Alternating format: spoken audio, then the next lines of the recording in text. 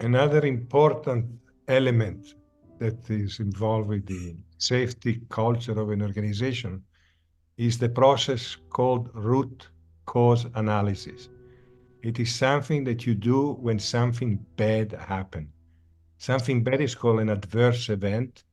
And if it's really bad, it's called a sentinel event because it tells you like a sentinel that there is a big problem that you missed.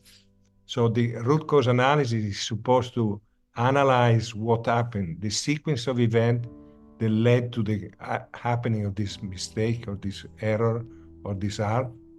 And basically the group involved with the risk management try to understand what were the elements that were actually conducive to the problem.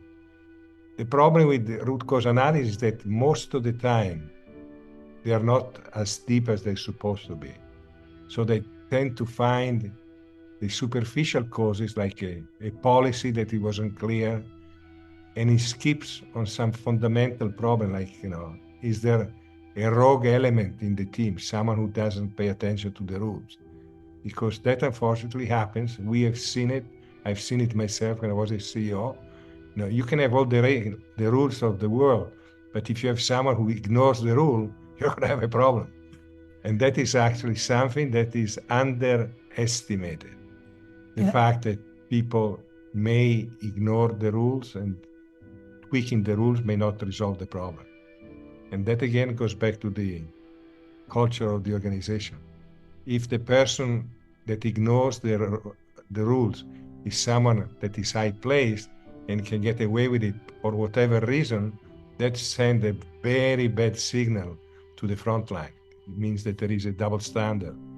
And that is actually very, very bad because they will feel immediately disengaged and in long term burn out because they feel like they don't belong here. They just stay here for the salary. As that is not really a good enough reason to work in an environment like this. And the root cause analysis also needs to look, not just stop at the last person and find a blame hit person to say this was why it happened, but to look at all the people, because usually if there's a mistake, it's more than one person that contributed to it, including someone who didn't speak up is equally at fault. Because if they saw something and didn't speak up, they had a responsibility to themselves, to the patient, to the team, to everyone.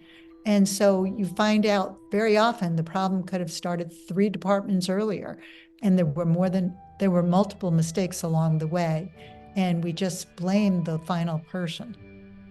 And we have to be very careful to learn and finish the root cause analysis and make sure we've looked at all possibilities.